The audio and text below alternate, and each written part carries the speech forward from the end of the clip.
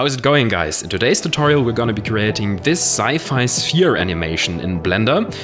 I'm going to show you a quick technique to create these layers. We will be taking a look at some lighting techniques, volumetrics, and especially interesting is the real-time SSGI in EEVEE, a very cool new feature. So let's dive right in. Let's begin by creating these kind of sphere layers.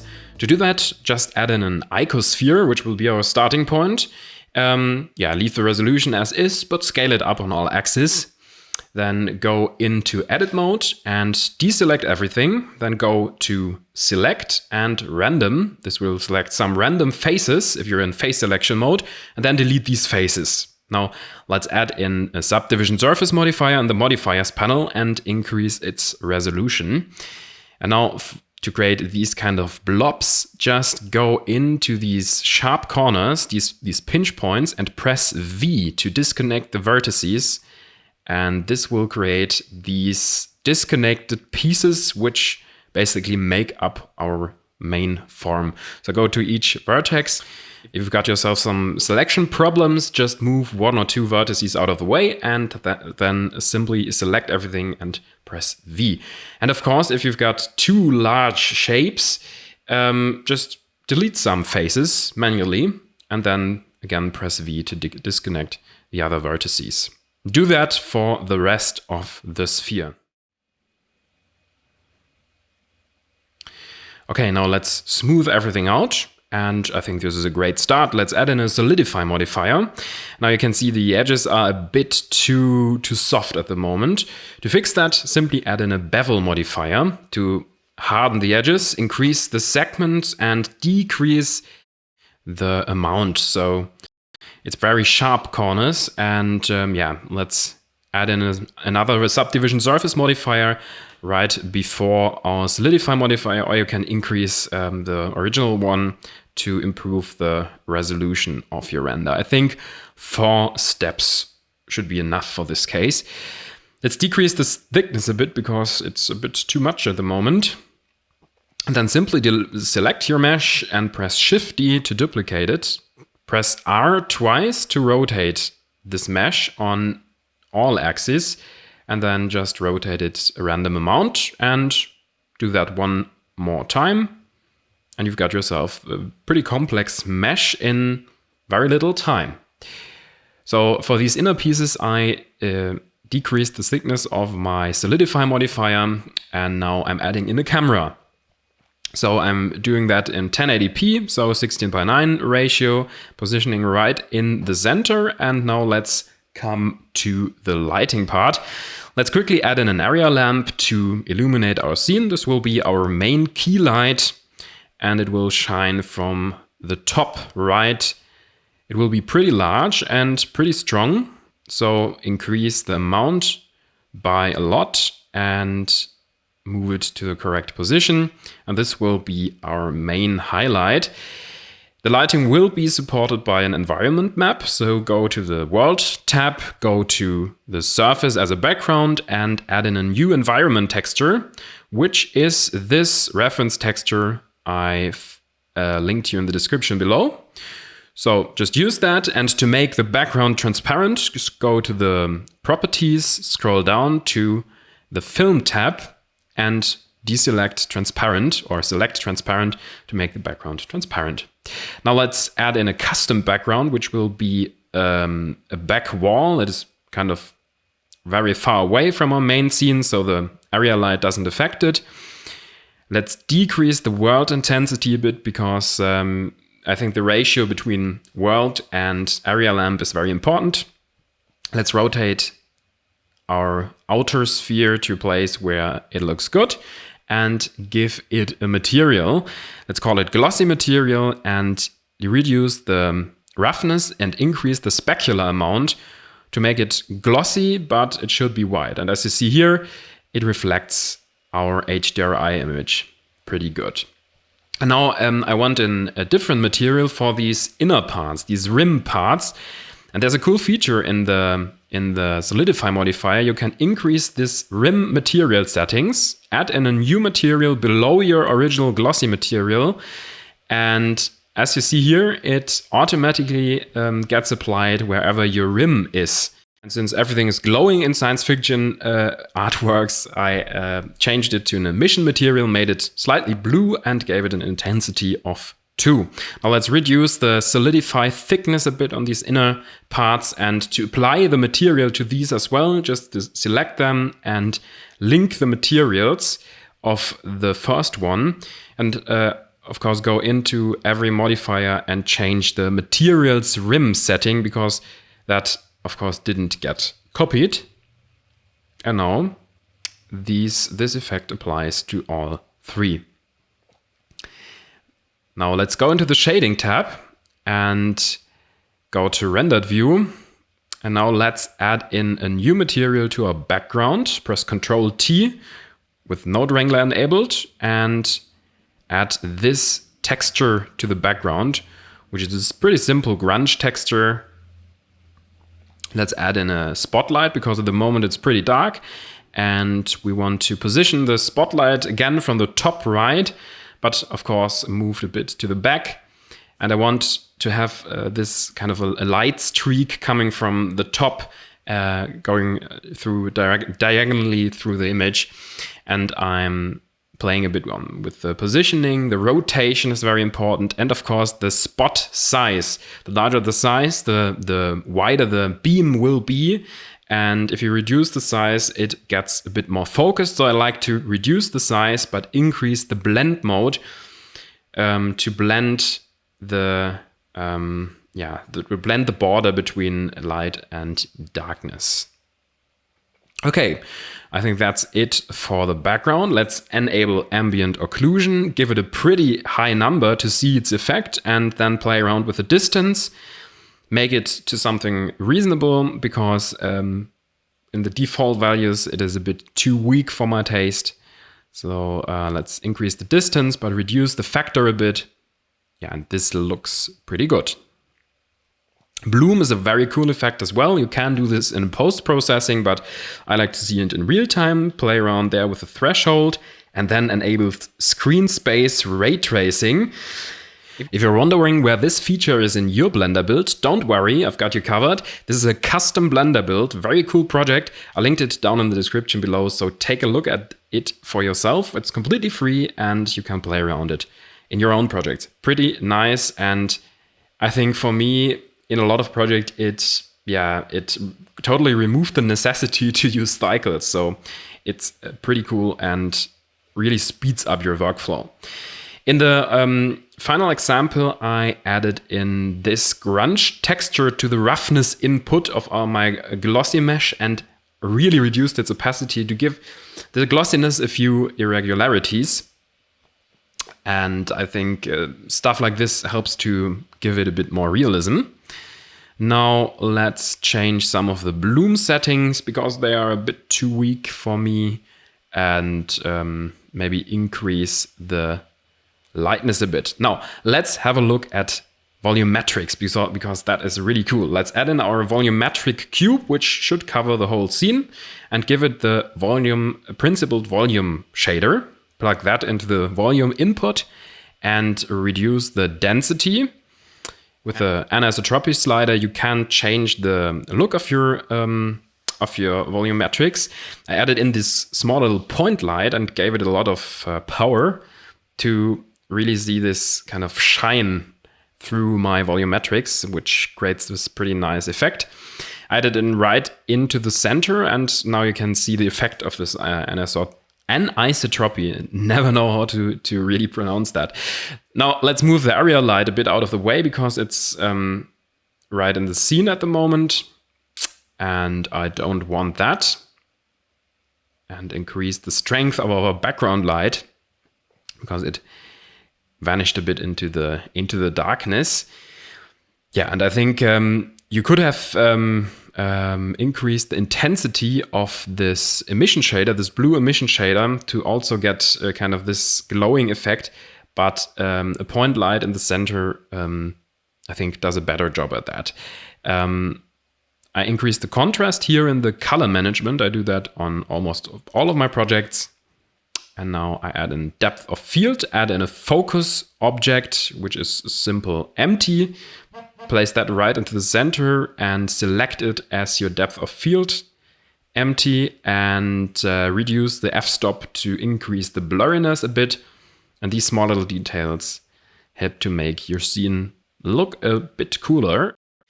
Next up will be animations. There are two things we're gonna animate in this tutorial, which will be, first of all, our camera, which will zoom in and rotate slightly, and of course our main mesh right here. So go into the animation tab and have a look at that. Let's hide our volume mesh and enable all the gizmos. And now let's do some animation. Let's go to frame 100 or so.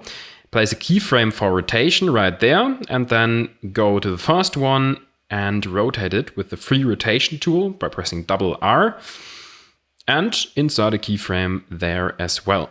Of course, do the same thing for the inner spheres as well, and maybe rotate them in the opposite direction, because these alternative or these alternating rotations make a scene like this look more complex. So let's do it like this. And then for the third sphere right in the center, again, change the rotation direction. Maybe rotate it up, because you can change the axis as you like. Now let's improve the timing a bit, because now it steadily rotates, it fades in, fades out, it looks pretty good, but it's a bit boring. And to change that, let's have a look at the easing of this whole animation. And yeah, for that, I select all of my keyframes and move these handles a bit on the x-axis. So we've got this kind of easing out effect. It eases out very, very slowly, but has a very fast start. And this looks pretty good for my taste. Let's enhance this effect by doing the same thing to our first keyframes. And of course, make sure to get all of these keyframes. I did that wrong in this case, so zoom a bit out. In Blender, this is sometimes hidden a bit, but there's no problem. Let's select these ones and further aggregate this effect a bit. And now it looks pretty dynamic and not so boring anymore. Okay, now let's go to frame 100 or so, go to the camera settings and increase or set a keyframe for location and rotation right there. Move the camera a bit back on the first frame so the camera zooms in. Give that some easing, because that looks indeed a pretty good if you've got a camera move that's not too rough. And now we want to switch cameras right in the scene, and we're going to do that right in Blender's timeline without any scene transitions whatsoever.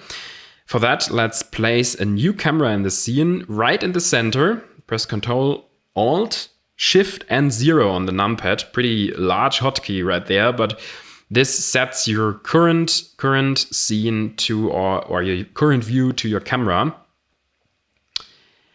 And important is to set this new camera, of course, as your active camera before you do that.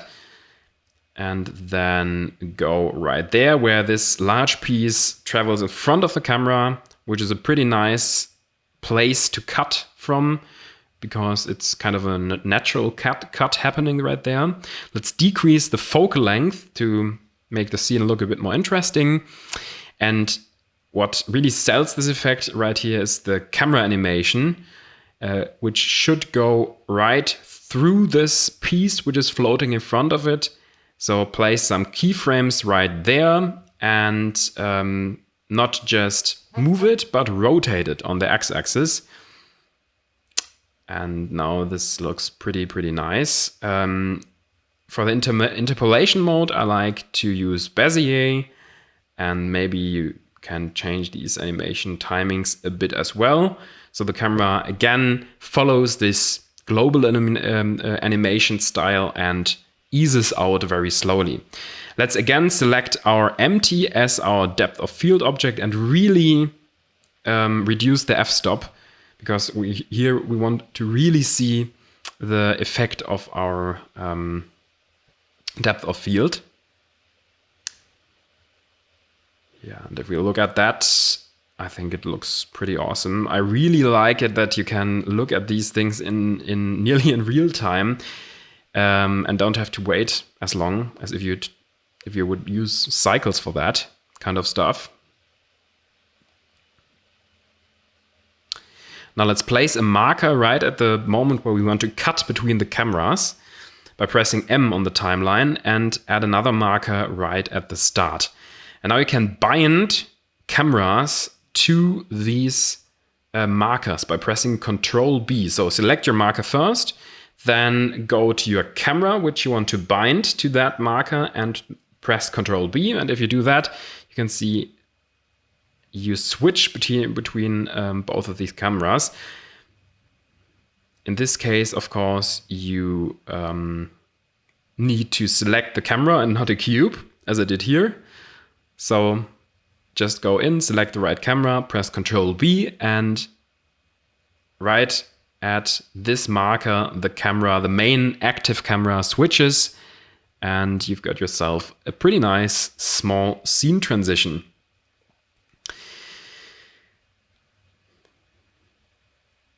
Let's go in and change the thickness of our volume a bit. I want to increase it slightly so we get a nice effect, but this point light is a bit too strong in the close-up view. To change that, you can animate this point light as well. So first of all, I'd like to go to the marker or my keyframe where the scene transition happens. Press I on top of this power setting and reduce it 1 frame ahead. Again, press I, and within this frame, the keyframe changes the light intensity and makes it look a bit better. So this is the way I do that. Now for our focus point, because that is something that's currently lacking, let's add in a sphere right in the center and give that a glowing material. Of course, not choose the principal shader, but use this emission shader. Make it slightly blue, use the same blue as outside, but really increase the intensity, because this focus object helps to pull you in right into the scene. Decrease the scale a bit and place it right there in the center. Since this sphere mesh blocks the point light, you need to move that out a bit to see this effect. Now for our ending scene, I don't like this one piece which is overlapping our focus sphere in the center. So to change that, go to the last frame, rotate it a bit, and again insert a keyframe for rotation. And with that, you can match it to your liking. And I think this looks a lot better. Yeah, and to get a bit more interest to this this close-up part, I like to add in a rec focus. So for that, decrease the f-stop even more and remove the empty as our focus object, and then animate the focus distance manually.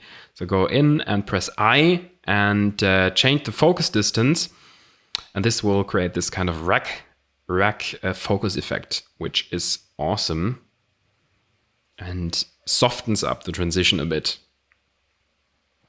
By changing the ratio to a number below 1, you can kind of create this anamorphic look. Anamorphic lenses in real life tend to distort the image, and especially the bokeh, distort the bokeh a bit, and yeah, like this effect. So it's stretched a bit on the horizontal plane, and this looks a bit more cinematic in my taste. Let's increase the strength of the environment light a bit, because it was a bit too dark and had a bit too much contrast. And with that, go in, check your settings. Very important, check your render samples. I like to set them to 100. If you want better results, you can of course increase that. Then select your output location where you want to save all of your frames. Set your end frame to something like 140 or so, or 150. Something that looks good, because the animation duration is not as long. Select the file format as PNG and RGB, and then render animation. Now let's have a look at the compositing. Right in the compositor, plug in your image, or your image sequence would be your choice. In this case, I'm just using one image for this video. Plug it in and get color grading node. And let's decrease the intensity in the darkness. So the lift setting makes you control the shadow areas. Let's decrease the light there and give it some kind of bluish tint. Give the highlights kind of greenish tint and change the midtones a bit to the bluer side as well. This creates this sci-fi look. Not much color contrast, but I like it that nothing is really black and white, but it has some color. Let's use the glare node to add some lens artifacts, kind of like these ghosts. With the mix factor, you control the intensity, drag it to a negative number to reduce its effect. And with the threshold, you can basically change the threshold where the effect takes place. And with a combination of these two, you can dial it in to where it looks good. With a color modulation, you can change the different color effects this glare has on your image. Now let's add in a RGB curves setting right after our color grading node and make everything a bit more brighter. And now let's add in a vignette. This is a simple process. Use this ellipse mask, change the height and width, and with a blur node, you can blur this mask on all sides, X and Y. And then with a color mix or just a simple mix node, overlay that on top of your image. So add in a mix node, connect your image to the first socket and your ellipse mask to the second one. And then set the blend mode to multiply and decrease the factor a bit to make a slight vignette on top of your image. Yeah, and then it's time to export. Your final animation was pretty fast. Just select the MP4 codec as an output and render animation. And that was it. Pretty easy so far. Let me know how it worked for you. Just write me a comment, or if you want to download the project files for this tutorial, if you're interested to play around with that, go to my patreon.com/Rescan and get access to that and a ton of other pretty cool and awesome content. Make sure to check that out. A lot of project files right there. And with that, thanks for watching. See you next time and have a good time. Bye.